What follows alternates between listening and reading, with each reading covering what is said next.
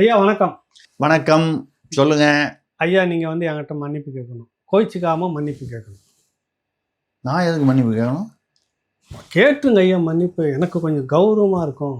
Please மன்னிப்பு கேட்டீங்கன்னா. இல்லை, நான் அப்படிலாம் டக்குன்னுலாம் மன்னிப்பு கேட்குற குணம் இருந்திருந்தா நான் இந்த நிலையில் இப்போ இந்த சேரில் உட்காந்துருக்க மாட்டேனே. சரி. இல்லை, எதுக்கு மன்னிப்பு கேட்கணும்னு சொல்லுங்க. இல்லை, எனக்கு மன்னிப்பு கேட்டிங்கன்னா நல்லா இருக்கும். அதுக்காக நான் கேட்கணும்னு தோணுச்சு. அதனால தான் நோட்டீஸ்லாம். அப்போ நீங்கள் ஏதோ மாட்டிக்கிட்டீங்க, அது எனக்கு தெரிஞ்சு போச்சு. இப்போ நான் மன்னிப்பு கேட்ட மாதிரி போட்டு மேட்டரை க்ளோஸ் பண்ணோன்றீங்க. கரெக்டா?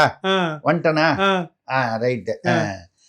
அந்த பஞ்சாயத்து நல்லா இருக்கு. பஞ்சாயத்து நல்லா இருக்கு. அது ஆடியோ. அந்த ஆடியோவுடைய சரித்திரம் என்னன்றது நமக்கு தெரியும். அந்த சரித்திரம் அது எங்கிருந்து எப்படி போச்சு? ஐயா நீங்க உங்க வாயால சொல்லணும். ஆடியோன்னு மொத்தமா சொல்லிட்டுனா யாரோட ஆடியோ, எப்படிப்பட்டவருடைய ஆடியோ அப்படி சொன்னீங்கன்னா நல்லா இருக்கும். ராஜாதி ராஜ ராஜ கம்பீர ராஜ மார்த்தாண்ட அப்பெல்லாம் சொன்ன மக்களுக்கு புரியாது. 176 பக்கத்துல நிறைய சைபர் போட்டுங்க. 1.1,76,000 ஞாபகம் வச்சுக்கிற மாதிரி 176. அதுக்கப்புறம் ஒரு 10-12 சைபர் போட்டுங்க. உங்களுக்கு எவ்வளவு சைபர் ஆசையா இருக்கோ அவ்வளவு சைபர் போட்டுங்க. அப்படின்னா உங்களுக்கு யார் ஞாபகம் வராரு? அவருதான் வராரு. சரி, ஆமா. அவர் என்ன பேசியிருக்காரு? அவர் பல விஷயங்களை உண்மையை பேசியிருக்காரு. அப்புறம் ஒரு பாயிண்டா எடுத்துட்டு இது உண்மையா அது உண்மையான்னு என்கிட்ட கேட்கக்கூடாது, என்ன மாட்டி விடக்கூடாது. அவர் அந்த மாதிரி காரியெல்லாம் செய்யணும்னு நினைக்கிறீங்க? இல்ல நீங்க செய்ய மாட்டீங்க, இருந்தாலும் சொல்றேன். ஏன்னா அவர் பல உண்மைகளை சொல்லியிருக்காரு. அதுல உள்ள விஷயங்களை பாத்தீங்கன்னா, என் வீட்லயா பணம் பிடிச்சாங்க? கலைஞர் டிவில தானே பிடிச்சாங்க. என்னையா பார்க்க வந்தீங்க? உடனே என்ன பார்க்க வந்தீங்களா? 2 மாசம் யாரோ சட்டம் பண்ணீங்களா? துரைமுருகன் அனுப்பிச்சிங்களா? கனிமொழியை பிடிச்ச ஒண்ணுமா அப்படி வரிசையாளர் வந்தீங்கல்ல. அப்போ நீங்க கனிமொழி தங்கச்சியை நம்பிட்டீங்களா? நம்ப மாட்டீங்க. தங்கச்சியா நம்ப மாட்டீங்க. நீங்க நம்ப மாட்டீங்க. இது வரைக்கும் நம்பல. அப்புறம் அண்ணா அழகிரி வந்தாரு. நீங்க அப்ரூவரா மாதிரி நீ முழுக்க அவன் தான் காசு வாங்கிட்டா நீ அப்ரூவரா விட்டு போக வேண்டியதானு கேட்டாரு. இதெல்லாம் பேசிட்டு பஸ்டா இருந்தா என்ன? ஆமா, பஸ்டா இருந்தா என்ன இருக்கும்? ஸ்டாலினுக்கு பிரெயினே இல்லை. தமிழ்நாட்டு மக்களுக்கு ஒரு புதிய அறிவிப்பு, ஒரு கண்டுபிடிப்பா சொல்லியிருக்காரு. அது நம்ம கமெண்ட் பண்றது நியாயம் இல்லை. அதனால அது விட்டுருங்க. அதுக்கப்புறம் டெல்லியில போய் இங்கிலீஷ்ல பேசி ஜெயிச்சுடுவாரு அவரு. என்ன ஒண்ணும் செய்ய முடியாது. நான் லாக் வச்சிருக்கேன். நான் கம்யூனிட்டி இருக்கு, மற்ற கம்யூனிட்டிலயும் எனக்கு செல்வாக்கு இருக்கு, போதிய காசு இருக்கு, அறிவு இருக்கு.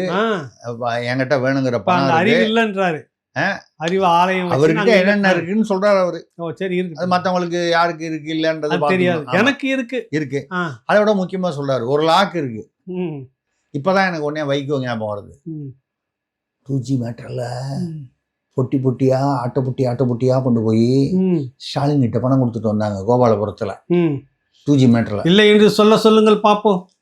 இந்த வைகோ வழக்கை சந்திக்க தயார். சாதிக் பாஷாவை கொன்று விட்டார்கள் பாவிகள். நெஞ்சம் பதறுகிறது. 2G விஷயத்தில் பல உண்மைகள் வைத்திருந்த சாதிக் பாஷாவை இல்லை என்று வழக்கப்பட சொல்லுங்கள், நான் சவால் விடுகிறேன் அப்படின்னு இதெல்லாம் பேசினார் இல்லையா? அதெல்லாம் நம்ம இணைச்சு பார்க்குறோம். அந்த வைகோ இன்னைக்கு கடைசியில் நாளையுமே உதயசூரியனுக்குன்னு நிற்கிறேன்னு சொல்லி எழுதி கொடுத்துட்டு கிட்டத்தட்ட கட்சிக்கு நீங்களே வச்சு இல்ல கட்சியை மூடு விழா நடத்திட்டாரு. இந்த தேர்தலோட என்னை பொறுத்த வரைக்கும் மதிமுகவுக்கு மூடு விழா. நீ போற போக்கில் அப்படி ஒன்று குத்துறீங்க பார்த்தீங்களா? என்ன இங்கதான் சிக்கலாகுது. கட்சி ஏதோ அவர் வச்சுன்னு இந்த மாதிரி நடத்துன்னு இந்த மாதிரியும் அது கொடுத்துட்ட மாதிரியும் போற போக்குல ஒரு கட்சி வச்சிருந்தாருன்னு வேற சொல்றீங்க பாருங்க. இல்லைங்க, கட்சி வச்சிருந்தாருங்க. கட்சி கொஞ்சம் கொஞ்சமா பிஞ்சு போய் கடைசியில ஒரே அதாவது சட்டை போட்டிருந்தாரா? உங்களுக்கு புரியுற மாதிரி, எல்லாருக்கும் புரியுற மாதிரி சொல்றேன். சட்டை போட்டிருந்தாரு. முதல்ல பாக்கெட் பிஞ்சு போச்சு, அப்புறம் இந்த கை பிஞ்சு போச்சு, எல்லாம் ஒன்னொன்னா பிஞ்சு போச்சு. கடைசியில இப்போ ஒரே ஒரு பொத்தான் மட்டும் பாக்கி இருக்கு. இந்த பொத்தானையும் கொடுத்துட்டு நம்ம பாட்டுல ஊர் பக்கம் போயிடலாம்ல. சரி, அந்த பொத்தான் நிலைமைக்கு வந்துட்டாரு. இப்போ அத்தான் வைகோ அத்தான் பொத்தான் நிலைமைக்கு வந்துட்டாரு. சரி, அந்த விஷயத்தை சொல்ல வரீங்க நீங்க. ஆமா, சரி. சோ நீங்க இவ்வளவு பட்டியல் வந்திருந்தது. அந்த ராசா தான் இதை பேசினாருன்னு வெளிப்படையா வந்துருச்சு. என்கிட்ட லாக் இருக்குன்னாரு. அது என்ன லாக்குன்னு நமக்கு புரியும். இந்த வைகோ சொன்னதுதான் அந்த லாக்கா இருக்க முடியும்னு ஒரு யூகம் நம்ம பண்ணிக்கலாம். இதெல்லாம் மும்பையில இருந்து ஒரு பெரிய தொழில் பிசினஸ் ஆள் ஒருத்தர் சென்னை ஏர்போர்ட்டுக்கு வந்ததாகவும் அவரை குறிப்பிட்ட ஒருத்தர் ரிசீவ் பண்ணி கொண்டு போய் இவர்கிட்ட தான் விட்டதாகவும், யாரு ராசாவனுடைய தலைவர் இருக்கிறார்ல, அவர் தான் அந்த கலைஞர் டிவிக்கு ஒரு தொகையை வாங்கினதாகவும், அப்புறம் எல்லாம் பிடிபட்டோடனே நான் டொனேஷனாக வாங்கினேன் திருப்பி கொடுத்துட்டாருன்னு தெரியுங்க. இந்த சையத் பல்வான்னு குசேகான் கம்பெனி வெஜிடபிள்ஸ்னு சையத் பல்வா, அது கதை பூரா நம்ம தான் பத்திரிகை நடத்தினால தான் நம்ம தொழிலே தானே எழுதிட்டு இருந்தீங்க. சையத் பல்வா யாரு? அவனுடைய இடத்து நான் இங்கிருந்து என்னுடைய நிருபரை வந்து பாம்பேக்கு அனுப்பிச்சு அந்த சையத் பல்வாவுடைய கம்பெனியுடைய பதிவு பெற்ற முகவரிக்கு ஆரம்பிச்சு அங்கே போய் பார்த்தா அது ஒரு பழைய ஹவுசிங் போர்டு ஃப்ளாட்டு, அதுலேயும் வந்து பூட்டி இருக்கு. அங்கே கேட்டால் இதுக்கு வந்து எனக்கு தெரிஞ்சு ஒரு 7 வருஷமா யாருமே இந்த பக்கம் வரலன்றான், போர்டு கீடு எதுவுமே கிடையாது. அதுதான் அவனோட கம்பெனி. ஆனால் அந்த கம்பெனியில் 200 கோடி இங்கே வாங்கியிருக்கு. 200 கோடி மட்டும் இல்லை, பல 100 கோடிகள் வந்து பரிவர்த்தனை ஆகுது, நடந்திருக்குது. அவன் கடன் கொடுக்குறானா, அவன் என்ன வியாபாரத்துல இருக்கான், அவன் யாரு எங்க இருக்கானே தெரியல. இப்ப அந்த 1.76000000 வருதா கணக்கு? வருதா? அதுல எனக்கு ஒண்ணு இல்லையா, நீங்க தான் நிறைய வச்சுங்க. அது மட்டும் இல்ல, அது சிபிஐ விசாரணைக்கு வந்த உடனே அவசர அவசரமா இங்க ஒரு சிமெண்ட் கம்பெனி அவங்க கிட்ட இருந்து ஒரு 80 கோடி நான் கூட பேசியிருக்கேன். 80 கோடி ஏன் சிபிஐ விசாரணையில வந்த நீங்க என்ன கொடுத்தீங்க அவங்களுக்கு? நாங்க வந்து கடனா வாங்கினோம், அதை வந்து திருப்பி கொடுத்துட்டோம்னு சொல்லிட்டாங்க கலைஞர் டிவில. எல்லாம் அப்பதான் கடனா திருப்பி கொடுத்துட்டாங்க, அப்பதான் வாங்கினாங்க. ஆனா உடனே வட்டியோட 32 கோடியோ என்னமோ வட்டி போட்டு எவ்வளவு யோக்கியமா கடனை திருப்பி அனுப்பிச்சுக்கிறாங்க. ஆமா, அதுக்கு எங்கிருந்து பணம் வந்துச்சு அப்படின்னு கேட்டா இந்த சிமெண்ட் கம்பெனிக்காரர் 80 கோடி கொடுத்தாரு, அவரு கொடுத்தாரு, இதெல்லாம் கொடுத்தாரு. இந்த சிமெண்ட் கம்பெனிக்கார்ட்ட போய் கேட்டாங்க, இது 80 கோடி திடீர்னு அவங்களுக்கு கொடுத்தீங்களே, எது கொடுத்தீங்க? அடுத்த 5 வருஷத்துக்கு கலைஞர் டிவியில விளம்பரத்துக்காக. என்ன மாதிரி பத்திரிகை நடத்துறவனை கேளுங்க, ஏதோ ஒரு பின்பக்க அட்டையில ஒரு பக்கத்தை ஒரு முழு பக்க விளம்பரம். அந்த காசை கொடுத்தவர் வந்து ஆரிய பார்ப்பன சனாதன ஐயர் அவர்லாம் கிடையாது இல்ல, அங்க இடிக்காது. அங்க இடிக்காது. அந்த இடத்துல நம்ம ஒண்ணுக்குள்ள ஒண்ணு மண்ணுக்குள்ள மண்ணு அப்படின்றது. ஒண்ணுக்குள்ள ஒண்ணு மண்ணுக்குள்ள. இங்க வந்து சனாதனம், RSS, பார்ப்பன, கைக்கூலி, கால் கூலி எல்லாம் இங்க பேசுறது. சரி வாங்க அடுத்தது. அது இந்த மாதிரி அவர் வந்து 5 வருஷத்துக்கு அட்வான்ஸா கொடுத்துட்டாரு. எனக்கு வயிற்று பார்ப்பன கைக்கூலி எனக்கு வயிற்று தெரியுது. ஒரு விளம்பரம் ஒருத்தவங்கிட்ட ஏதோ நம்பிக்கையில வாங்கி போட்டு நிருபர் சொன்னான்னு அந்த பணத்தை வசூல் பண்றதுக்குன்னே ஒரு தனியா ஒரு 2 பேர் டிபார்ட்மெண்ட் வச்சு 3 மாசம் அவன் பின்னால நாய் பின்னால அலைஞ்சு 10 தடவை போய் நின்று அந்த ரூபாயை வாங்குறோம். விளம்பரம் கொடுத்துட்டு இருப்பாங்க, காசு விளம்பரம் வந்துருச்சு, பிரசுரம் ஆயிடுச்சு.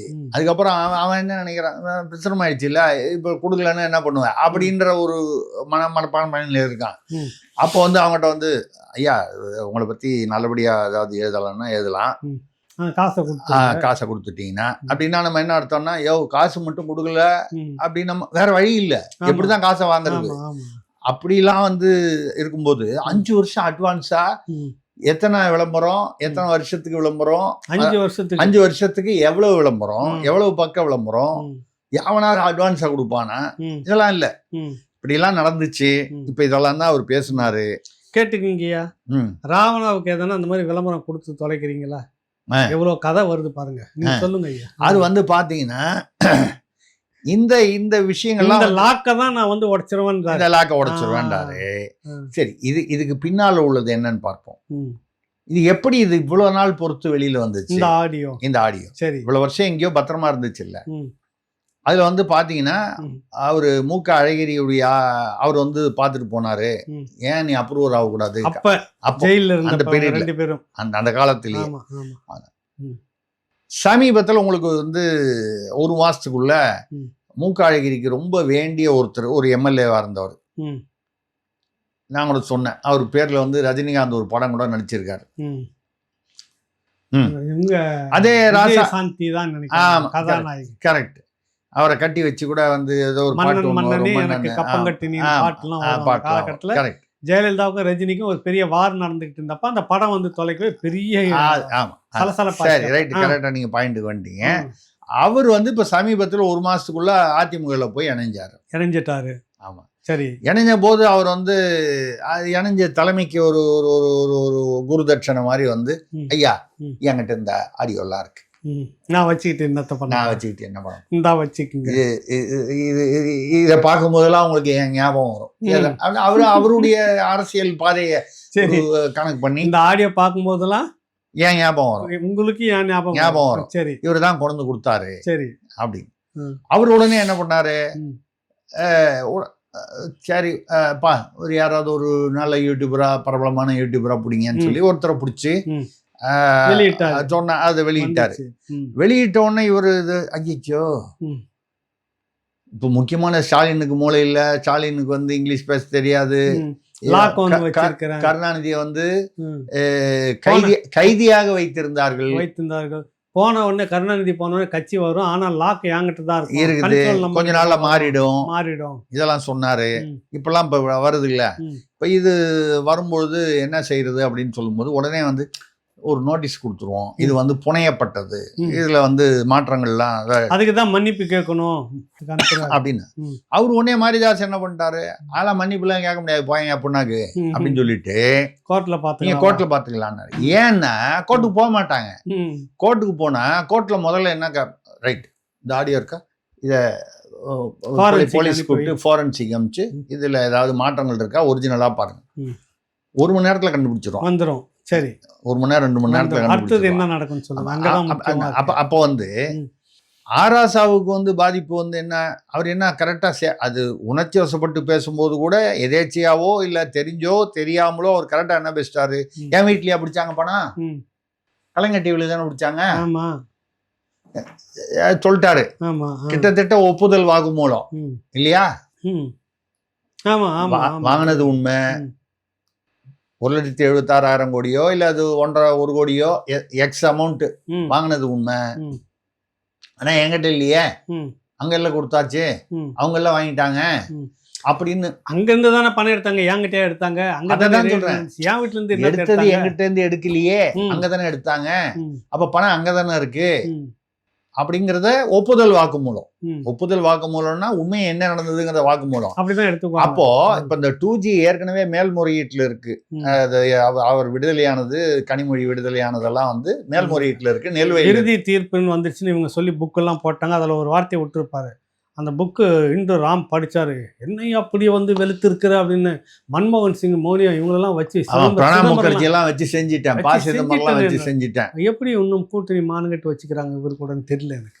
எங்க அதான் டிஆர் பாலு சொன்னார்ல, அரசியலுக்கு வந்துட்டா வெக்கமான ரோஷம் சூடு சொரணை எல்லாம் இருக்க கூடாதுன்னு சொன்னார். சரி, இது என்னன்னா இது அது என்னைக்கு எங்களுக்கு இருக்க போறது, நாங்க என்ன வச்சிருக்கோம்னு சொன்னோமா உங்ககிட்ட, எங்களுக்கு சூடு சொரணை இருக்குன்னு சொன்னோமா நாங்க, அதெல்லாம் விடுங்க. இப்ப என்னன்னா இது ஒரு ஒப்புதல் வாக்குமூலம் மாதிரி வந்துருச்சு. இது 2 விதமா பாதிக்கும், இல்ல 2 விதமா பாதிக்கும். ஒண்ணு சட்ட ரீதியா, இந்த சட்ட ரீதியான வழக்கு ஒன்றும் முடியல. அந்த மேல்முறையீட்டுல வரும்போது யாராவது ஒருத்தர் அதிமுக இருந்தோ இல்ல பொதுநல வழக்காவோ யாராவது ஒண்ணு போட்டு பாஜக இருந்தோ இல்ல இந்த ஆடியோ வச்சு இதை விசாரணை நடத்தணும். இப்போ வந்து அந்த அடிப்படை வழக்குல உண்மையான குற்றவாளிகள் அதுல வந்து சேர்க்கப்படவில்லை, அவர்கள் சேர்க்கப்பட வேண்டும், தப்பிவிட்டார்கள். அப்ப அந்த விசாரணை வந்து மறு விசாரணை செய்யப்பட வேண்டும். இப்படின்னு போனா இது ஒரு சட்ட ரீதியான சிக்கல். இப்ப ஐயா கலைஞர் அவர் இப்ப இல்ல, அவரை பேரை சொல்லி நம்ம யாரும் தப்பிக்க முடியாது. தெளிவா அதுல வந்து அதுல முக்கியமானது பாத்தீங்கன்னா அப்படி ஒரு மறு விசாரணை, இவர் தான் வாங்கினாரு, இவர் தான் எல்லாத்தையும் பண்ணாருன்றதுக்கான வாக்குமூலம் ஏற்கனவே கொடுத்துட்டாங்க, சில பேர் கொடுத்துட்டாங்க. ஆமா, இப்ப ஐயா ஸ்டாலின் பேரை சொல்லியிருக்கிறாங்க. ஆமா, மறு விசாரணை வரும்போது அதுல இன்னும் கூட வந்து சில இடங்கள வந்து பேசியிருக்காங்க திமுக சில நிர்வாகிகள், கனிமொழி செய்தது மிகப்பெரிய தியாகம்.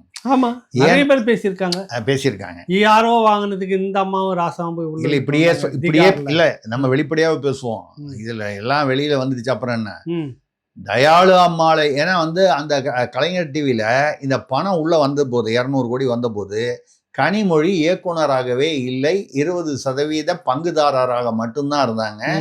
இயக்குனர் அந்த மீட்டிங்லயும் அவங்க கலந்துக்கல. தயாளு அம்மாள் அவர்கள் 80% பெரும்பான்மை பங்குதாரராக இருந்தாங்க. அவங்க ஒரு இயக்குனராக இருந்தாங்க.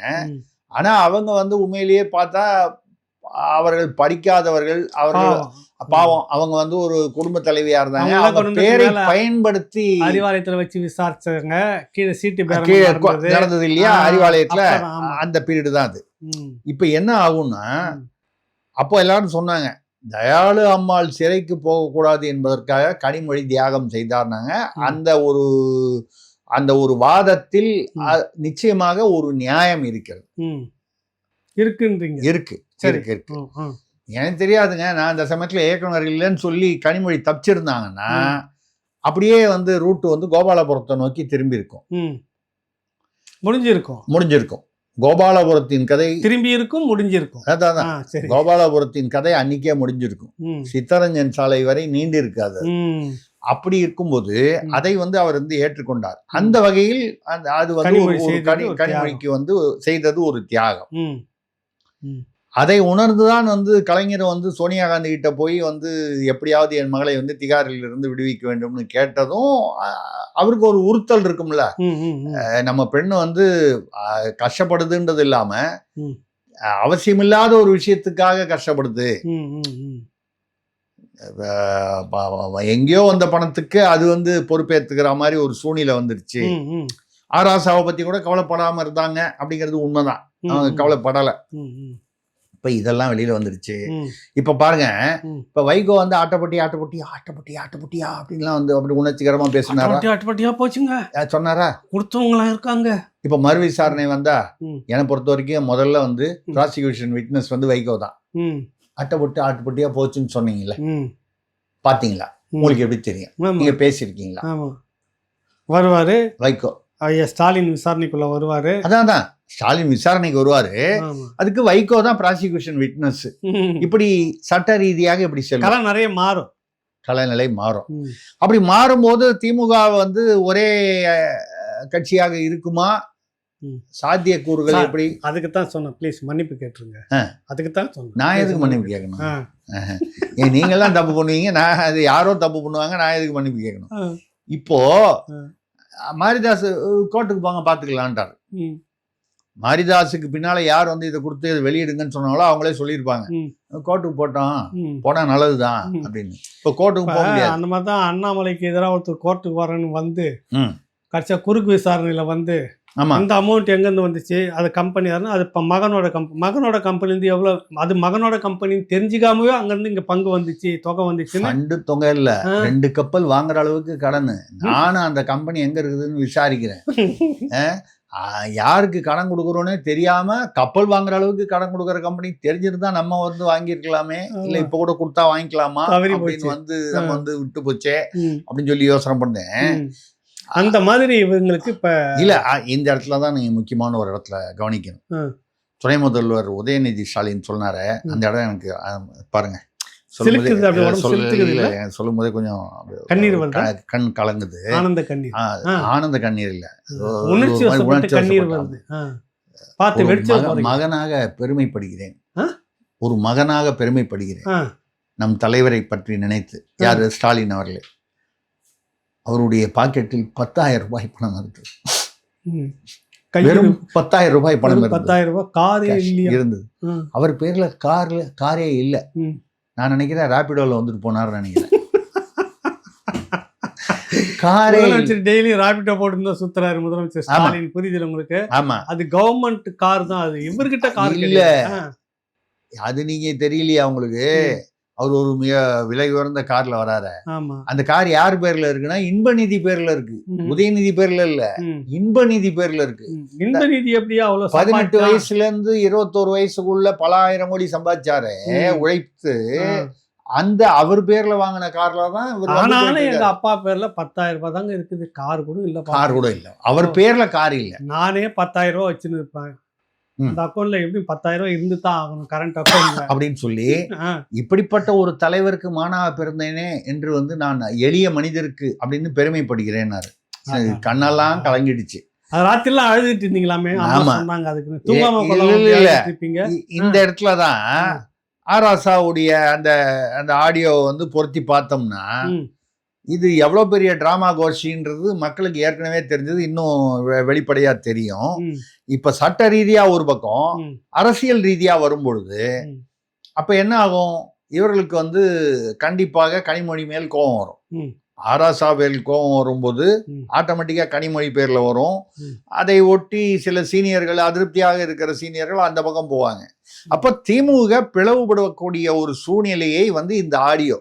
இதுல உங்களுக்கு முக்கியமான ஒரு விஷயம் அது நான் சொல்லிடுறேன். இதே மாதிரி இன்னும் 3 ஆடியோ இருக்கு. 4ன்னு சொன்னாங்க. அதான் மொத்தம் 4ன்னாங்க. இதுல இது 1 2 வந்திருக்குது. இல்ல இது வந்து பார்ட் 1 பார்ட் 2 ஒரு ஆடியோ தான். ஒரே ஆடியோ 2 பார்ட்டா வந்திருக்கு. இது இல்லாம முன்பு இடைவேளைக்கு பின்பு. ஆமா, இதை தவிர இன்னும் 3 ஆடியோன்றாங்க. 4 கூட இருக்கலாம், தெரியாது. அதுல இதை விட மோசமா இருக்கான். இதுல சொன்ன விஷயங்களை விட கண்டம் பண்ணி இருக்கிறாரு நிறைய. ஆமா, கண்டம் வந்து இருக்குன்றீங்க அப்ப. ஆமா, கண்ட 7.5 வந்து 7.5 ஒரு 3-4 7 இருக்கு. 23க்குள்ள அந்த கண்டம் வந்துருது எல்லாம். இது வந்துருது. இப்படிப்பட்ட ஒரு சூழ்நிலை தான் வந்து அதுல வந்து ஓடிக்கிட்டு இருக்கு. இதுல நீங்க வந்து பிடிஆர் பழனிவேல்ராசன் மாதிரி அவர் ஆராசாவை ஒதுக்கி வச்சிடலாம், டம்மி பண்ணி கொஞ்சம் அப்படி ஓரம் கட்டி வச்சிடலான்னா வேலைக்காகாது. பிடிஆர் பழனிவேல்ராசன் கதை வேற. அவர் வந்து வெளிநாட்டுல இருந்து வந்தாரு, அங்கெல்லாம் வேலை பார்த்தாரு, வெள்ளக்கார அவங்கள திருமணம் பண்ணிக்கிட்டாரு, குழந்தைங்க இருக்கு, திருப்பி அங்கேயே போய் செட்டில் ஆகிறதுக்கு அவருக்கு ஒன்றும் பிரச்சனை இல்லை, விட்டா போதும்னு இருக்காரு. அவர் இது ஏன்டா வந்தோன்ற வருத்தத்துல இருக்காரு. ஆராசா அப்படி இல்லை.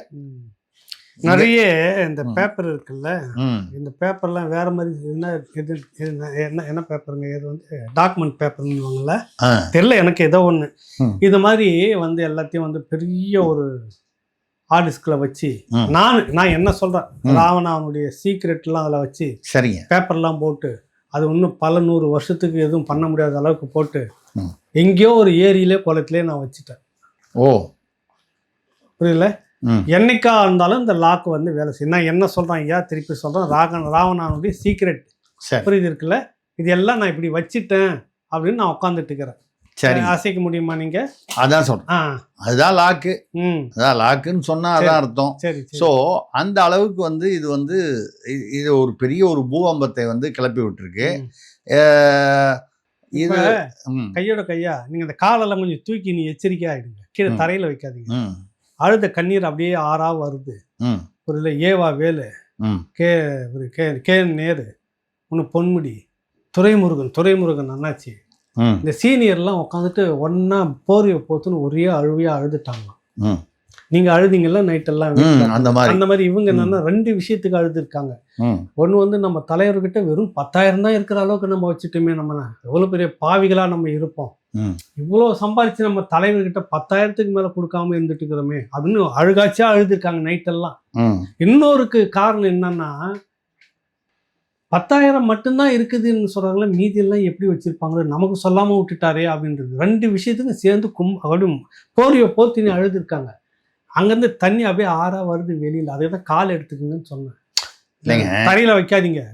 இப்போ வந்து என்னுடைய கணிப்பு என்னன்னா, உதயநிதி அவர்கள் வந்து ரொம்ப புத்திசாலியான அரசியல்வாதி என்னுடைய பார்வையில். சரி, உங்க பார்வையில் எப்படின்னு எனக்கு தெரியல. என்னுடைய பார்வையில் தலைவர் உதயநிதி புத்திசாலியான உங்க பார்வையில். ஏன் பார்வையில்? சரி சரி, நடக்கும். கான்ட்ராக்ட் ஆபரேஷன் பண்ணோன்னு சொன்னாங்க. அப்புறம் பார்த்துக்கலாம். அது சரி, அதான் உங்க பார்வை சரியா தான் இருக்கு. அப்போ அவர் என்ன சொல்றாருங்கிறத நீங்க வந்து அதை பூடகமா புரிஞ்சுக்கணும். நீங்க வந்து அதை அப்படியே எடுத்துக்கூடாது. தலைவரோட 10,000 ரூபா தான் பணம் இருக்கு. அவர் பேர்ல சொந்தமா கார் இல்லை. இந்த சீனியர்லாம் வந்து நிறைய சம்பாதிச்சிங்களா, தெரிஞ்சு கட்சிக்கு தலைமைக்கு தெரிஞ்சு தெரியாம எல்லா விதத்துலையும் சம்பாதிச்சிங்களா, பினாமியா வச்சிருக்கீங்களா? ஆளுக்கு ஒரு கார் வாங்கி கொடுங்க. கார் தான் வாங்கி கொடுக்கணும்னு அவசியம் இல்லை. காருக்கான விலையை கொடுத்துட்டா கூட நாங்கள் வாங்கிப்போம் வேணுங்கிற மாதிரி. 10,000 ரூபாய் தான் இருக்குது. பார்த்து செய்யுங்க, தேர்தல் வருது. இப்படியும் ஒரு அர்த்தம் இருக்கா? புரிஞ்சுக்கிட்டீங்களா? இதாங்க சீன் இருந்தது பார்த்தீங்களா, எப்படி போட்டு வாங்க. 10,000 தான் ஒரு வார்த்தைக்கு பின்னால எவ்வளவு ஒரு அர்த்தங்கள் இருக்குன்னு பார்க்கணும். இவ்வளவுதான் வச்சிருக்கிறாரு. இப்போ நான் வந்து எனக்கு வந்து உதயநிதி வந்து ஒரு கிட்டத்தட்ட ஒரு என்னை விட வயது இளையவராக இருந்தாலும் ஒரு முன்மாதிரி. அவர் நான் வந்து அப்படியே ஆச்சரியமா பார்ப்பேன். இப்போ கூட பார்த்துங்க, அந்த தேர்தல் வாக்குறுதி வந்தது பாருங்க, அது ஒன்று சொன்னார் பாருங்க, அடிச்சு பாருங்க, திமுகவுக்கு இதுதான் ஹீரோயின். கவனிச்சிங்களா? திமுகவுக்கு இதுதான் ஹீரோயின். சொப்பன சுந்தரம் மாதிரிங்களா? இல்ல, ஹீரோயின்னா நீங்க உடனே வந்து அந்த பேரு எண்ல ஆரம்பிக்குமா, இந்த எண்ணா அந்த எண்ணா இல்லைங்க. நான் சொல்ற எண் வந்து நல்லாட்சி அப்படின்னா அது எண்ல தானே வரும். 10லேருந்து 9க்குள்ளார. அது இல்ல, ரைட்டு. நல்லாட்சி அப்படின்னு ஏதுங்க, இங்கிலீஷ்ல ஏதுங்க. எண்ல வருமா வராதா? வரும். அதை சொன்னார். நம்ம நீ எதையாவது கற்பனை பண்ணிட்டு அப்புறம் என்ன வந்து இன்னொன்னு பெருசா சொல்றதுக்கு என்ன பேருவாங்க நம்ம அது சொல்றாங்க. அது பெத்த பேரு, பேரு பெத்த பேரு தான், பேரு பெத்த பேரு, அதெல்லாம் ரைட்டு. அவருடைய நினைப்பு கரெக்டா எங்க போகுது பாருங்க. அந்த தேர்தல் வாக்குறுதி தான் திமுகவுக்கு ஹீரோயின். உடனே நயனா நாகேந்திரன் கேட்டார், அது ஹீரோயின் இல்ல ஹெரோயின், அதான் போதைப் பொருள். ஏன்னா இவங்க கஞ்சா போதை பழக்கம்லாம் அதிகமா இருக்கு அப்படின்னு. உண்மையில அது மயக்கத்துக்கு கொடுக்கறது தானங்க, அது மக்களை மயக்கிறது. இதெல்லாம் அது வந்து சொன்னாங்க. இதுல வந்து நம்ம ஐயா இந்த இடத்துல இன்னொரு பஞ்சாயத்து புதுசா கொண்டு வரோம். என்ன பஞ்சாயத்துனா, இப்ப நீங்க சொன்னீங்க நயனார் நாகேந்திரன் பாஜக வந்துருச்சு. அண்ணாமலை இப்ப பாஜக இருக்கிறாரா இல்லையா? எனக்கு ஒரு உண்மை தெரிஞ்சாகணும். வரும், ஆனா வராது. இருக்காரு, ஆனா இல்ல. என்னங்க புதுசா இருக்குது? ஐயா 6 மாசத்துக்கு முன்னாலேயே இல்ல ஒரு 4-5 மாசத்துக்கு முன்னாலேயே நான் பல நிகழ்வுகள்ல ரொம்ப நாசுக்கா சொன்னேன், இவர் தனியா கட்சி ஆரம்பிப்பாரு. ராவணாவிலையும் பேசியிருக்கோம். தொடங்குற வேலை ஆயத்த வேலைகள் நடந்துகிட்டு. உடனே இந்த கமெண்ட் பாக்ஸ்ல வந்து திருச்சிக்காருக்கு என்ன தெரியும், இந்த ஆளுக்கு ஒண்ணுமே தெரியாது, வளர்றான் அந்தவன், உன்னை கிழவன்ட்டாங்க. யோ தலையில நான் விக்கி வைக்கலையா, சொந்த முடி பாரு, இழுத்து பாரு, வராது, என்ன போய் கிழவன்ற. அதனால வந்து அப்படிலாம் வந்து சொன்னாங்க. அப்படியான்னு.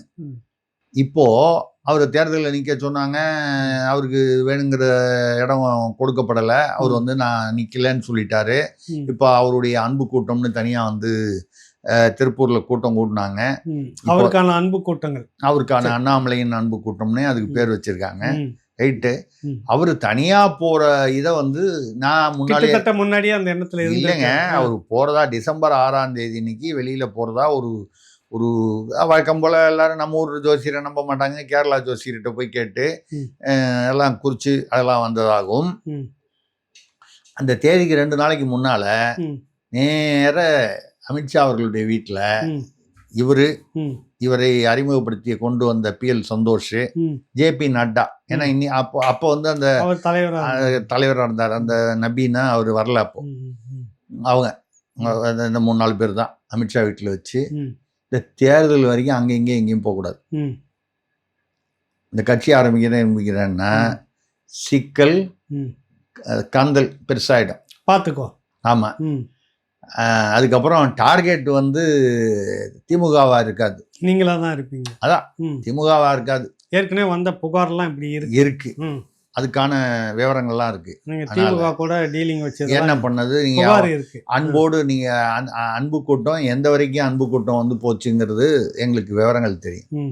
அது வரைக்கும் இந்த தனியா கினியா கட்சிலாம் வச்சுக்காதீங்க, சவுண்ட் விட்டு ஒழுங்கா போய் வேலையை பாருங்கன்னு சொன்னதாக எனக்கு செய்தி வந்தது. நான் இதையும் சில நிகழ்வுகளில் நாசூக்காக சொல்லியிருக்கீங்க. சரி. என்ன வந்து அவருடைய ஆதரவாளர்கள் என்ன வந்து அவருக்கும் நிறைய டீம் இருக்காங்க, சொன்னா உடனே வந்து கீழே என்ன வந்து திட்டி என்ன மோசமா திட்டிருக்காங்க. அதை பத்தி கவலைப்படல. உள்ளதை உள்ளபடி சொல்லுவேன், கண்டதை கண்டபடி சொல்லுவேன், கண்டபடி சொல்ல மாட்டேன். இதுதான் என்னுடைய கொள்கை. கண்டதை கண்டபடி சொல்லுவேன், கண்டபடி சொல்ல மாட்டேன். சரி. அந்த வகையில அன்னைக்கு நான் சொன்னது இன்னைக்கு இப்ப பழிச்சுதா? இவரு நிக்கலையா? எந்த இடத்துலயுமே நிக்கல. மட்டும் இல்லாம இவர் என்னதான் இருந்தாலும் ஒரு பெரிய இதுக்கு கட்சியை கொண்டு பேசி பரபரப்பா ஏதோ பண்ணவர், தலைவரா இருந்தவர், ஒரு லிஸ்ட் ஒன்று கொடுத்துருப்பார்ல, அதுல ஒருத்தர் கூட அதுல அல்ல கொடுத்தாரு. அந்த லிஸ்ட்ல ஒருத்தர் கூட வந்து எடுத்துக்கல. அப்ப இவருக்கும் இல்ல, இவர் கொடுத்த பரிந்துரைத்த நபர்களுக்கும் இல்ல. சரி. இப்போ நேற்று இரவு வந்த ஒரு தகவல், இந்த தகவலுடைய உறுதித்தன்மை என்னால இன்னும் சரி செய்ய முடியல. இருந்தாலும் ராவணா எக்ஸ்க்ளூசிவ் பிரேக் அவரை பரிசோதிப்பதற்காக, அவருடைய விசுவாசத்தை பரிசோதிப்பதற்காக அவர் என்ன பண்றாரு, இப்போ தேர்தலில் நான் பிரச்சாரம் எல்லாம் பண்றேங்க, அந்த தேர்தலுக்கு அப்புறம் என்ன விட்டுருங்க, செல்வ பிறந்தையை சொல்றாருல என்ன விட்டுருங்க, நான் போறேன், எப்படியா அனுப்ப போறாங்க, நம்மள மரியாதை கௌரவமா சொல்லிடுவோம் அப்படின்னு முன்கூட்டியே உணர்ந்துகிட்டு முன்கூட்டியே சொல்றாரு, நானே போறேன், நான் போறேன் அப்படிங்கிற மாதிரி சொல்றாரு இல்லையா? போறாங்கன்னு அர்த்தம். அது முடிவு பண்ணிட்டாங்க, சொல்லிட்டாங்கன்னு அர்த்தம். அந்த மாதிரி இவரும் கிட்டத்தட்ட அதே மாதிரி அதுக்கப்புறம் நான் போகிறேன். அது வரைக்கும் எங்கே பிரச்சாரம் பண்ண சொல்லிட்டீங்களா, நான் அங்கே போய் 4 இடத்துல பிரச்சாரம் பண்ணுறேன். புதுச்சேரியில் பண்ணுறேன், அங்கே பண்ணுறேன் எங்கேயோ பண்ணிவிட்டு ஓட்டு போடுற அன்னைக்கு நான் பூத்தில் ஒரு பூத் ஏஜென்ட்டாக உட்காந்துட்டு அங்கேயே இருப்பேன், அசைய மாட்டேன். பூத் ஏஜென்ட் வேலையை தான் நான் பார்ப்பேன், கட்சியினுடைய அடிப்படை தொண்டனாக. அதெல்லாம் ரைட்டு. அது வரைக்கும் நான் வந்து இது இப்படி ஓட்டிடுவேன். அப்போ 2026 தேர்தலுக்கு அப்புறம் காட்சிகள் மாறும், அப்போ பார்த்துக்கலாம் அப்படிங்கிற மாதிரி அவர் இருக்க மாதிரியும். இன்னொரு விஜய் வருகிறார் அப்ப. ஆமா, அப்படி அப்போ வரும்போது என்ன ஆயிடும்னா, இன்னும் நெருங்கிட்டே வரும், அடுத்த தலைமுறைக்கு வந்துடும் அரசியல், தமிழ்நாட்டு அரசியல். விஜய், உதயநிதி, அண்ணாமலை இப்படி வந்துடும் இல்லையா? அந்த மாதிரி வரக்கூடிய ஒரு சூழ்நிலையில நேற்று இரவு வந்த தகவல் என்னன்னா, அண்ணாமலையை கூப்பிட்டு நீ ஏதோ தேர்தலுக்கு அப்புறம் வெளியே போறேன்ற மாதிரி, அதாவது முன்னாலேயே போகிறதா இருந்த நாங்கள் நிறுத்தி வச்சோம், போகிற மாதிரி ஏதோ அடிபடுது. ஏன்னா இது என்னதான் ரகசியமாக பேசுனா கூட உளவுத்துறைக்கு தெரியாமையா இருக்கும், அது மத்திய உளவுத்துறை, சும்மாவா இருக்கீங்க. இல்லைன்னா 20 மாநிலத்தில் எப்படி வந்து ஆட்சியை பிடிக்க முடியும், ஆட்சி செய்ய முடியும்? போகிறேன்டாங்க. நீ ஒன்று பண்ணு, எப்படியும் போகிறது தேர்தலுக்கு முன்னாலேயே போயிடு.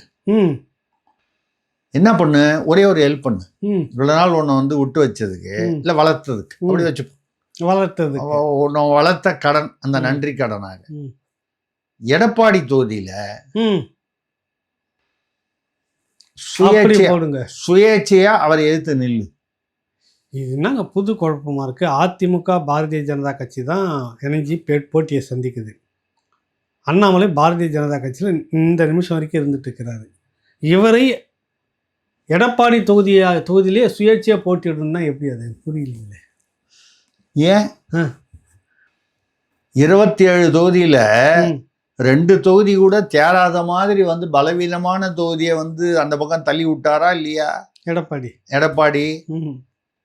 சரி, கோவை பகுதியில் வந்து குறைஞ்சபட்சம் கொங்கு பகுதியில் 4வது வந்து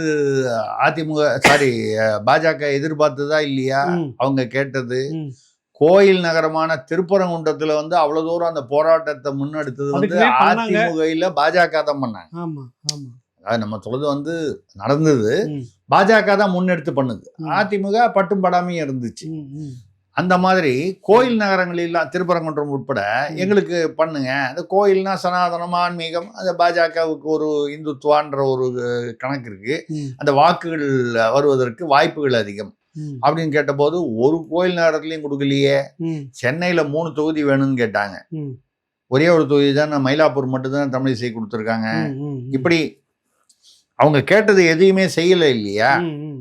அப்போ எப்படி திமுக கூட்டணியில வந்து உள்ளுக்குள்ள வந்து திமுக கூட்டணி வர்சஸ் அதிமுக கூட்டணி இல்ல, திமுக வர்சஸ் அதனுடைய கூட்டணி கட்சிகள் உள்ளுக்குள்ள நம்ம ஏற்கனவே பேசணும் பிரச்சனைகள். அந்த மாதிரி அதிமுக சைட்லயும் இதை வந்து இருக்கும் பொழுது எடப்பாடி நம்மளை வச்சு செஞ்சிட்டாரு. இப்போ தேர்தலுக்கு முன்னால நம்ம ஒன்றும் பேசினா அது தேர்தலை பாதிக்கும், தேர்தலுக்கு அப்புறம் ஒரு என்ன பண்ணணுமோ டீல் பண்ணிக்கலாம், ஆட்சிக்கு வருது வராததெல்லாம் பொறுத்து, தேர்தல் முடிவுகளை பொறுத்து. நீங்கள் பாஜக பொறுத்த வரைக்கும் சிம்பிளான, நான் வந்து மோடி, அமித்ஷா அந்த சீட்டில் போய் உட்காந்துக்கிறேன், அவங்க இல்லாத போது, இருக்கும்போது உட்கார விட மாட்டாங்க. அதாவது அந்த கண்ணோட்டத்துக்காக சொல்றேன். சரி, அங்க உட்காந்துட்டு இருக்காங்க. அங்கிருந்து பார்த்தா எங்களுக்கு 2029 பாராளுமன்ற தேர்தலில் நாங்கள் வந்து மறுபடியும் ஆட்சிக்கு வருவோன்ற நம்பிக்கை இருக்கு பாஜகவுக்கு. எங்களுடைய பெரிய நம்பிக்கை நட்சத்திரம் ராகுல் காந்தி. இப்போ கூட அவர் வந்து அமெரிக்கா வந்து ஈரானில் இருந்தோ, ஈராக்கில் இருந்தோ, ரஷ்யாவில் இருந்தோ எண்ணெய் வாங்க வேண்டும் என்றால் அமெரிக்காவுடைய சம்மதம் வாங்க வேண்டும். எப்படி? அமெரிக்கா வாங்க வேண்டும் என்றால் அமெரிக்காவோட சம்மதம் வாங்க வேண்டுமா? அவர் என்ன பேசுறாருன்னு அவருக்கும் புரியல. ஆக எப்படியும் வந்து பாரதிய ஜனதா கட்சி திரும்ப ராகுல் காந்தி ஜெயிக்க வச்சிருக்காங்க. ராகுல் காந்தி தான் நம்பிக்கை நட்சத்திரம், அவரை வச்சுதான் அவங்க நம்பிக்கையா இருக்காங்க. ராகுல் காந்தி இருக்காரு, ஆனா நமக்கு அப்படி ஜெயிச்சிடலாம் அப்படின்னு நம்பிக்கையா இருக்காங்க. அந்த மாதிரி 29 வரும்போது ஏதோ கொஞ்சம் ஒரு சப்போர்ட் தேவைப்படுது அப்படின்னா, இது அதிமுக பண்ணா என்ன, திமுக பண்ணா என்ன இல்லையா? சரி, நான் சொல்றது யதார்த்தமா, ஒரு அரசியல்வாதி, நான் அந்த இடத்துல இருந்த அரசியல்வாதியா பார்ப்பேன். யார் பண்ணாலும் ஓகே, நமக்கு சப்போர்ட் தேவை, அவ்வளவுதான். அந்த 39ல் யார் அதிகமாக சீட்டு, ஒருத்தர் 20 வச்சிருக்கலாம், ஒருத்தர் 10 15 வச்சிருக்கலாம். இல்லை, நமக்கு வேண்டிய சீட்டு அங்கே அந்த சப்போர்ட் அங்கே தேவைப்பட்டா அது தேவைப்படாமல் கூட போகலாம். ரெண்டாவது, டைரக்டாக கூட்டணி தான் வரணும்னு அவசியம் இல்லை, வெளிப்படையான ஆதரவு அவசியம் இல்லை.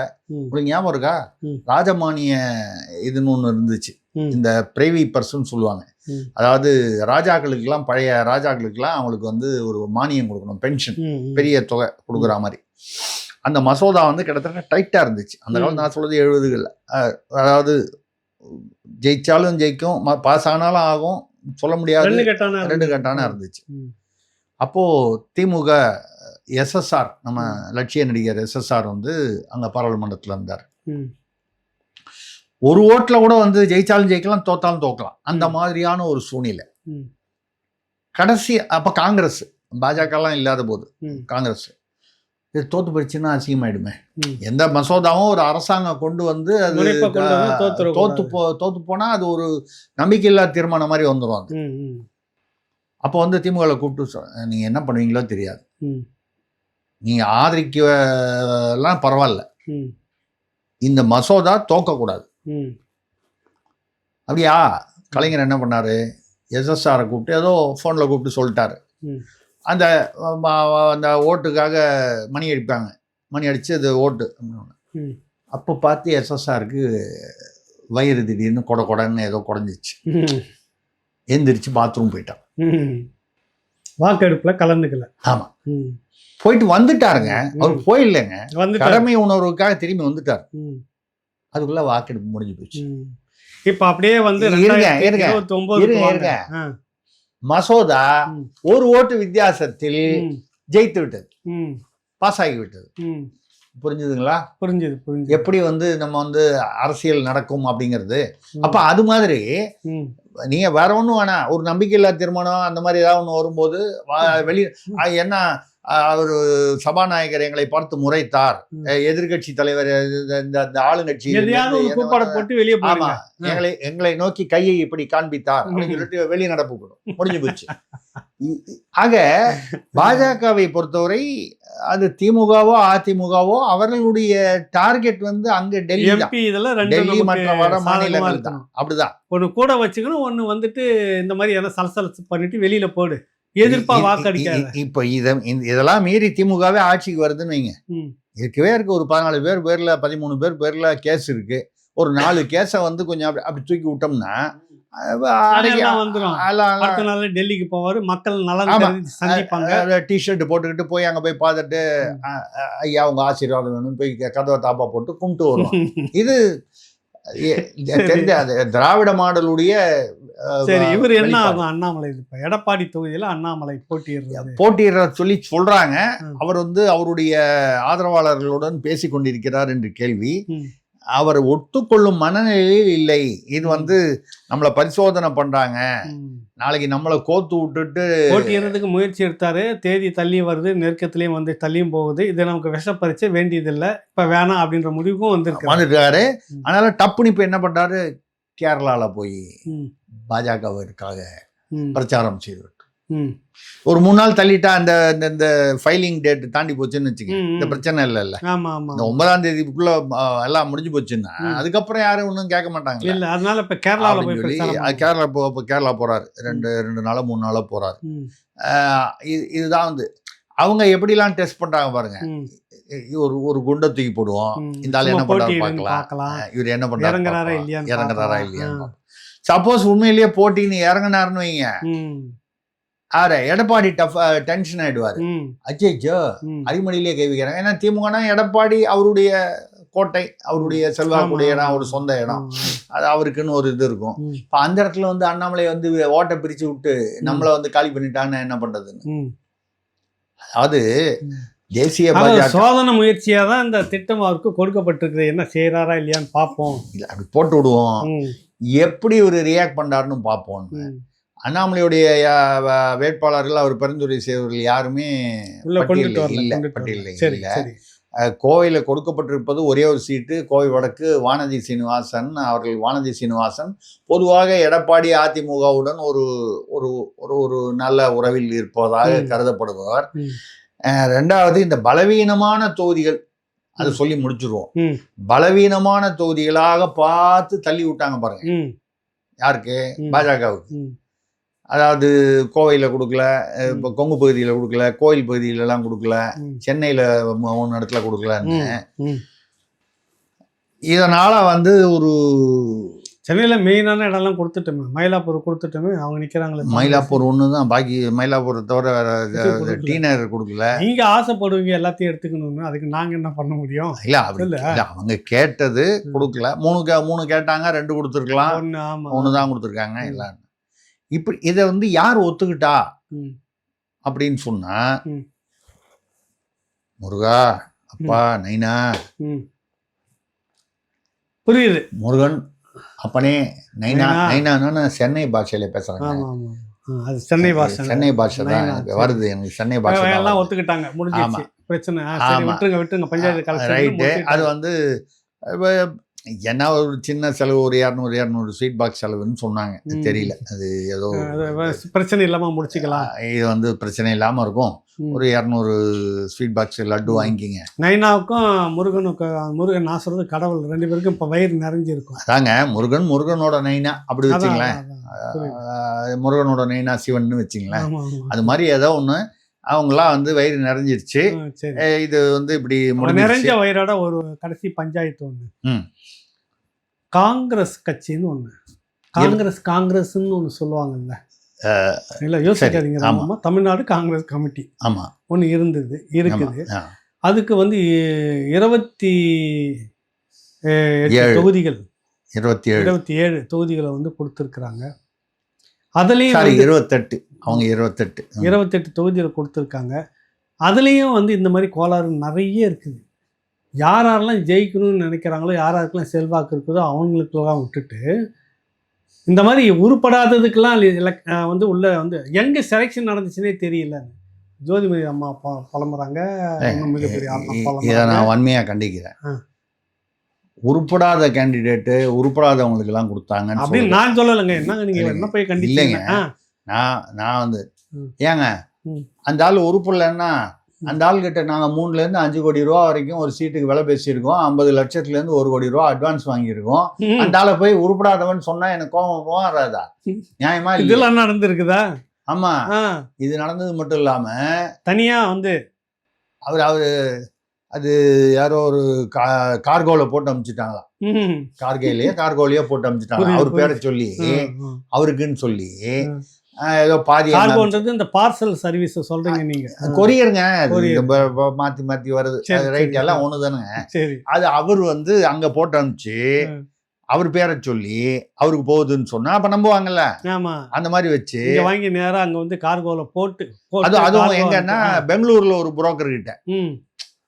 இங்க என்ன தெரிஞ்சிரும்ல, பெங்களூர்னா இல்ல, கார்கோ எங்க இருக்கு? நிறுவனம் அங்க. கார்கோவுடைய சொந்த ஊர் அது. நிறுவனம் அங்க இருக்குது. கார்கோவுடைய சொந்த ஊர் எது? பெங்களூர், கர்நாடகா. அதான் அங்க வச்சு அதெல்லாம் ஏற்பாடு பண்ணி இதெல்லாம் பண்ணி அந்த கார்கோ சர்வீஸ் சொல்றீங்க நீங்க? ஆமாமா, சரி. அந்த ஹெட் குவார்ட்டர்ஸ் பெங்களூர்ல இருக்குல்ல, அதனால அனுப்பிச்சு விட்டாங்களா. இது அனுப்பிச்சு விட்ட உடனே நம்ம மாணிக் தாக்கூர், ஜோதிமணி, கார்த்தி சிதம்பரம் இன்னென்ன ஆள்கிட்ட இன்னென்ன அமௌண்ட் வாங்குறேன் கரெக்டா லிஸ்ட் போட்டு அனுப்பிச்சு விட்டாங்க. நீங்க வந்து உழைப்புக்கு இல்லையா, துட்டுக்கு நோட்டுக்கு தான் உடனே வந்து சேல்ஸ் பண்ணிருக்காங்க. அவர் என்ன பண்ணாரு, அந்த லிஸ்ட்டை பார்த்துட்டு நான் 2 பேர்ல ஒரு தொகுதிக்கு பரிந்துரை பண்ண சொன்னேன், ஒரே ஒரு ஆளை பரிந்துரை பண்ணா அப்படின்னா நான் நீ அனுப்புற லிஸ்ட்டுக்கு நான் கைது போடணும்னு நான் வச்ச ஆளா அப்படின்னு ராகுல் வந்து கடுப்பாயி, ராகுலுக்கே கோவம் வருதுன்னா பாத்துக்குங்க. கோவம் வந்து வந்துருச்சு. கீச்சு போட்டு சோடங்கரை கூப்பிட்டு போட்டுக்கிறாருன்னா பாருங்க, கோவம் வந்து அவர் ஏற்கனவே ஒரு தடவை ஞாபகம் இருக்கா, மன்மோகன் சிங் ஏதோ ஒரு அவசர சட்டம் கொண்டு வந்தாரு, அது பிடிக்கலன்னு ஒன்று திடீர்னு அந்த அவர் பிரதமர் மன்மோகன் சிங் அவர் கலந்துகிட்ட ஒரு பிரஸ் மீட்ல திடீர்னு உள்ள நுழைஞ்சு அந்த அவசர சட்டத்தை வாங்கி கீச்சு போட்டு போயிட்டார் ராகுல் காந்தி, வெளிப்படையா பப்ளிக்ல. அந்த மாதிரி அவர் கோவம் வந்ததுன்னா கீச்சிடுவார் அவர். அந்த மாதிரி வந்து கீச்சிட்டார். கீச்சிட்டு வேற லிஸ்ட் போடுங்கன்னு சொல்லி சில மாற்றங்களோட பண்ணாங்க. நீங்க உடனே இதையும் வந்து செல்வ பிறந்தகை வந்து நான் இதோட விடுவிக்க சொல்லி கேட்டுக்கொண்டிருக்கிறேன், தேர்தலுக்கு அப்புறம் நான் வந்து பதவி எனக்கு பிடிக்கலங்க, நான் விலக போறேங்க. என்ன பெரிய இல்ல பதவி எனக்கு வேணாம். இதையும் அதையும் நீங்க தொடர்பு படுத்திக்க வேண்டாம் என்று தாழ்மையுடன் கேட்கறீங்க. நானும் அதை தான் சொல்றேன். நான் எனக்கு பிடிக்கல, நானே விலக போறேன், என்னை எதுவும் நீங்க தடுக்காதீங்கன்னு சொல்ல வரேன். ஆமா, ஆனா பதவி விலகுறது இதுதான் எனக்கு வந்து பிடிக்கல. நடந்தது. இதுல ஒரு 2-3 ஜோக் மட்டும் சொல்லி நம்ம வந்து நிகழ்ச்சியை முடிக்கும் போது ம்ஹும். மக்கள் வந்து நம்ம குஷியாவே வைக்கணும். ம். இவ்வளவு டென்ஷன் அரசியல்ல இருந்தா கூட ம். மகிழ்ச்சியிலேயே வச்சுக்கணும். மகிழ்ச்சியிலே வைக்கணும். சரி. அண்ணன் துரைமுருகன் வந்து பேசும்போது சொல்லியிருக்காரு, ம். இதுதான் என்னோட கடைசி தேர்தல். எனக்கு தெரிஞ்சு இது 3வது அறியன்மோ சொல்றாரு அவரு. அல்ல, 2 உறுதி 3வது முறை. 3வது முறை. ஆமா, அது வந்து திமுக கொள்கை மாதிரி ஆமா. 3 படி லட்சியம், ஆனா 1 படி நிச்சயம். அது கூட அது வந்து 2 முறை உறுதியா, 1 முறை கூடுதலா சொன்னார். சொன்னாரு. இதுதான் என்னுடைய கடைசி தேர்தல். அதான் கடைசி தேர்தல்னு சொன்னார். சொல்லும்போது சொன்னார், சின்ன வயசுல கத்திரிக்காய் கூடையில வச்சு கடையா போய் கத்திரிக்காய் விற்று வந்தவன். ம். கத்திரிக்காய் விற்று ம். 60,000 கோடி சம்பாதிச்சிருக்காருப்பா. ம். நான் சொல்லுங்க, இந்த குடியாத்தம் குமரன் ஒரு கூட இருந்தவர் சொன்னாருங்க. கத்திரிக்காய் வித்து 60,000 கோடியை எனக்கு வந்து மைண்ட்ல என்னையா முட்டாள்தனமா நம்ம இல்ல இல்ல, அது நீங்க தப்பா சொல்றீங்க. அவர் வந்து அந்த கத்திரிக்காய் வந்து கோல்டாவே இருந்திருக்கும். ம். கோல்டு கத்திரிக்காய் வந்து விவசாயம் பண்ணியிருப்பாரு. கோல்டு கத்திரிக்காயினுடைய ரேட் அந்த அளவுக்கு இருந்திருக்கும். நீங்க அது தெரியாம, ரகசியம் தெரியாம நீங்க இருந்து அது கோல்டு கத்திரிக்காயா இல்ல ஓல்டு கத்திரிக்காயான்னு தெரியல. அது எனக்கு தெரியல. இல்ல கத்திரிக்காய் வித்து இல்ல 60,000 பாருங்க, கோடி. நான் பாருங்க, நான் ஏதோ பேங்க்ல அதிகாரியா இருந்தேன், அதை விட்டுட்டு நான் போய் எங்கேயோ இந்தோனேஷியால இருந்தேன், கோல் மைன் நடத்தினேன், போனேன் வந்தேன், கௌரவ ஆலோசகராக இருந்தேன், அதெல்லாம் இருந்தேன். எனக்கு இப்படின்னு தெரிஞ்சிருந்தா உள்ளூர்லயே கத்திரிக்காய் வித்துருப்பேன், 60,000 கோடி சம்பாதிச்சிருக்கலாமே அப்படின்னு. இது 60,000 கோடி ரூபாய். ஆமா, இது நம்ம சொல்லல, குடியாத்த குமரன் கூடவே இருந்தவர் சொன்னது. அதே மாதிரிதான் மணல் கடத்தல். நானும் இப்ப இதெல்லாம் விட்டு தொலைச்சிட்டு எதுக்கு இம்சை, பேசாம ஜானியார்னா மோள சருக்கு இந்த மாசம் இன்னும் அக்கௌண்ட்டுக்கு பணமே வரலையா, போட்ட செக் எல்லாம் ஒண்ணு நிக்குது, சம்பளம் கொடுக்க முடியாம நிக்கிறேன். நாளையில இருந்து கத்திரிக்காய் வியாபாரம். அதான் சொல்றேன், நீங்க கத்திரிக்காய் இது ஒண்ணு. நீங்க நானா அது கத்திரிக்காய் இல்லைன்னா வேற ஏதாவது நெல்லிக்காய் அந்த மாதிரி ஏதாவது ஒண்ணு புதுசா பண்ணுவோம். நீங்க கத்திரிக்காய் பண்ணி நானும் பண்ணி இது நமக்குள்ள போட்டி ஆயிடக்கூடாது. அதனால வந்து வேற ஏதாவது ஒண்ணு நெல்லிக்காய் கிளிக்கான்னு ஒண்ணு போலான்னு பாக்குறேன். என்ன சொன்னாரு? ஆமா, அவர் சொன்னாரு. சோ இத வந்து மக்கள் வந்து இனிமேல் வந்து பெருசா 60,000 கோடி 50,000 கோடி சம்பாதிக்கணும்னா தயவு பண்ணி எல்லாரும் கத்திரிக்காய் இருக்க வேண்டும் கூடையில. அப்புறம் வெண்டைக்காய் உடைச்சிருக்கேன், நிறைய சொல்லியிருக்காரு, வெண்டைக்காய் எல்லாம் உடைச்சிருக்கேன், விவசாய குடும்பம் அப்படின்னு சொல்லியிருக்காரு. அதனால வந்து இதை வந்து முன் உதாரணமாக மக்கள் எடுத்துக்கொள்ள வேண்டும் என்று நாம் சிபாரிசு செய்கிறோம். அதுக்கப்புறம் அதாவது தேர்தல் ஆணையெல்லாம் வந்துருச்சுங்க. அப்ப நீங்க என்ன, மாநில அரசு கண்ட்ரோல் இல்லை, எல்லாமே வந்து தேர்தல் ஆணையம். ஆனா புதுக்கோட்டையில ஒருத்தர் இருக்காரு, மணல். அவர் பேர் சொன்னாலே மணல் தான். ஆமா ஆமா ஆமா. நீங்க வந்து என்னையா இருந்தாலும் எப்ப பார்த்தாலும் அவர் வந்து ராமா சந்திரா நம்ம வந்து வீட்டுல இருக்க வேண்டிய ஆளு ஏன் வந்து இப்படி பண்ணிக்கிட்டே இருக்காரு அப்படின்னு நினைப்பீங்க. அவரு ராமா சந்திரான்னு புலம்பி. ஆமா, சரி. அவரு தேர்தல் ஆணையத்தோட கண்ட்ரோல் இருக்கும் போதே மணல் அந்த கடத்தல் வந்து ஒரு குந்துமணியோட குறையலையா, துளி கூட வந்து குறையல ஓடிக்கிட்டே இருக்கு. இப்ப என்ன பிரச்சனைன்னா அவர் என்ன சொல்றாரா, இந்த தேர்தல் செலவுக்காக நிறைய கொடுக்க வேண்டியிருக்கு, அதனால வழக்கமா கொடுக்கறத விட ஒரு ரேட்டு, ஒரு டன்னுக்கு இவ்வளவுன்னா அதிகமா கொடுங்க, சர்சார்ஜ், எலெக்ஷன் சர்சார்ஜ் அப்படின்னு போட்டு வசூல் பண்ணாரா. ஆமா, இப்ப எல்லாருக்கும் கொடுக்கணும் இல்ல, வழியில நிக்கிறவங்க போறவங்களுக்கு எல்லாம். காவல்துறை இருக்கு, ரெவென்யூ ஆபீஷியல் இருக்கு, வனத்துறை இருக்கு, பறக்கும் படை இருக்கு. நான் சொல்றது தேர்தல் ஆணையத்தினுடைய பறக்கும் படையை சொல்லல, இல்ல தனியா சொல்ல, அப்படியே பறக்கும் படை தனியா இருக்கு. இந்த மாதிரி வந்து இருக்கு. இதுல வந்து மக்களை எவ்வளவு இதுவா நினைச்சிட்டு இருக்காங்க பாருங்க. அதான் பாருங்க, கவர்மெண்ட்னு ஒண்ணு இல்ல, காபந்துன்னு ஒண்ணு வரும், அது தேர்தல் ஆணையம் அப்படி சும்மா இருக்கும் தெரியுமா, அப்படியே கஷ்டமா போட்டு ராக்காச்சி பேய் மாதிரி அந்த ஒரே அழுத்து தெரியுமா உங்களுக்கு, ஒருத்தரையும் விட்டு வைக்காது தெரியுமா, இப்படி எல்லாம் வந்து ஒரு கற்பனை பண்ணி ஜனங்க வந்து வீணா போனாங்கன்னு வைங்க, வீணா போயிட்டு இருக்காங்க. கடைசியா வந்து சொல்லணும்னா உலகத்தமிழ் பேரவைன்னு ஒண்ணு இருக்கு, கேள்விப்பட்டிருக்கீங்களா? எங்கேயே கேள்விப்பட்டிருக்கா ஐயா பழநெடுமாறன். இப்போ உங்களுக்கு புரியுதா? தெரியுமே, தெரியும், உங்களுக்கு நல்லா தெரியுங்களா? அவரு இப்போ ஒன்று சொன்னார்னாக்கா 10 லட்சம் பேர் எப்படின்னு திரண்டா அவர் பின்னாடி வந்து நிற்பாங்க. இல்லை, இப்போ கூட நீங்கள் கூட ஏதோ ஒரு நேரலையில் வந்து அவரை பற்றி போட்டிருந்தீங்க, நான் முழுசாக பெருமையை பேசியிருந்தேன். அவர் பெருமையை வந்து நான் வந்து நீங்கள் மேலாக பார்த்தேன், ஃபுல்லாக பார்க்க முடியும். திமுகவுக்கு ஆதரவுன்னு சொல்லிட்டாங்க. உலக தமிழர் பேரவையுடைய ஆதரவு திமுகவுக்கு தான் இந்த தடவைன்னு சொல்லிட்டாரு. இதனால அப்படியே வந்து ட்ரம்ப்பே வந்து இதில் அதிர்ச்சி ஆயிட்டாருன்னு கேள்விப்பட்டேன். ட்ரம்ப் இவர் கூப்பிட்றாரு, இப்போ நெருக்கடியில் எனக்கு எங்கள் மக்களே போராடுறாங்க, ப்ளீஸ் நீ வந்து ஏன்னா ஒரு ஆதரவு கொடுத்துட்டீங்கன்னா உங்களோட ஆதரவு பெரிய ஆதரவு, நான் வந்து பழச்சிக்குவேன் தப்பிச்சுக்குவேன்ற மாதிரி அவர் பேசிட்டு இருக்கிறாரு. அதுதான் சொன்னேன், அவர்கிட்ட பேச்சுவார்த்தைக்கிட்ட. இப்போ எப்படி இருந்த மனுஷன் எங்க பழ நெடுமாறன் ஐயா ஒரு காலத்துல எப்படி இருந்தாருன்னு நமக்கு தெரியும். நம்மலாம் பார்த்து ஒரு வியந்து மாவீரன் ரசித்து. அந்த பேர் யாருக்கு இல்லைங்க தெரியுமா? பெருந்தலைவர் காமராஜர் வச்ச பேர் மாவீரன். எதுக்காகன்னா திமுகவுக்கு எதிராக அடிச்சு களமாடி நின்றார் அன்னைக்கு. ஆமா, அதனாலதான் மாவீரன். இப்போ வந்து திமுகவுக்கு ஆதரவு அப்படின்னு வெளிப்படையா உலகத் தமிழர் பேரவை எங்க இருக்குதுன்னு தெரியல, அது ரைட்டு, அதுல வந்து அப்படின்னு சொல்லியிருக்காரு. இதனால வந்து தமிழ்நாட்டுல அரசியல் அப்படியே தலைகீழா வந்து மாறப்போகுதுன்னு நினைக்கிறேன். எப்படியும் வந்து இது உட்காந்துரும் கொட்டாயில. இப்ப உலக கோட்டையில உட்காந்துரும் இல்லைங்க, கொட்டாயின்னு சொல்றேன் தப்பா? வேற ஏதாவது சொல்லிட போறீங்க? இல்ல அந்த பக்கம் இல்ல. உலகத்தமிழர் பேரவைன்னு வரும்போது எனக்கு என்ன டவுட்னா, அமெரிக்கா ஆப்பிரிக்கா ஆஸ்திரேலியால இருந்தெல்லாம் ஓட்டு போடுவாங்களோ திமுகவுக்கு ஆதரவு. தமிழ்நாட்டில இருந்து மட்டுமே அவருக்கு 10 லட்சம் பேர் வந்து சொன்ன அந்த செகண்ட்ல அப்படியே வந்து அறிவாலயத்தில் முற்றுகிடுவாங்க. அவ்வளோ பெரிய கூட்டம். அதனால அவர் வந்து அதெல்லாம் கூப்பிட்டு பொதுக்குழு மையக்குழு எல்லாத்துலேயும் விவாதம் பண்ணி காலத்தின் தேவை கருதி இன்னைக்கு நாங்கள் திமுகவை ஆதரிக்கிறோம், இல்லைன்னா பாஜக உள்ள பூந்துரும். ஆமா, அதனால வந்து இப்படி வந்து ஐயா சொல்லியிருக்காரு. அதனால நீங்க தமிழ்நாட்டுல வந்து இதே ஆனா இந்த வாயால தான் நாங்க முத்துக்குமார் மாவீரன் இனிமேல் எழுதுவோம். மேதகு தலைவர் நிறைய எழுதியிருக்கோம், இனிமே எழுதுவோம். ஸோ அதனால வந்து பழ நெடுமாறன்கிறது பழங்கிறது அவங்க அப்பா பேர் பழனியாண்டியோ அந்த மாதிரி ஏதாவது பேர் வச்சு வந்திருக்கும்னு நினைக்கிறேன். இப்படி ஒரு ஞானப்பழமாக இருப்பார் என்று எதிர்பார்க்கவில்லை. அரசியலில் வந்து ஒரு ஞானப்பழமாக மாறுவார் இப்போ, அதுவும் இந்த வயதில் அப்படின்னு எதிர்பார்க்கல. உலகத்தமிழர் பேர் இப்போ எனக்கு ஒரு என்ன கவலையா இருக்குன்னா, முதல்வர் ஸ்டாலின் வந்து 26 கட்சிகளுடைய மெகா கூட்டணி இப்போ உடனே டக்குன்னு ஒரு துண்டு சீட்டு கொண்டு வந்து கொடுத்துருவான். 27 அப்படின்னு சொல்ல ஆரம்பிச்சிருவாரேன்ற ஒரு கவலையோட இந்த நிகழ்ச்சியை நம்ம முடிச்சிடும். ஐயா பழ நெடுமாறன் அவர்கள் 100 வயசு இருக்கணும். ஆமா, திராவிடத்தினுடைய தோல்வி அவர் கண்ணால பார்க்கணும்.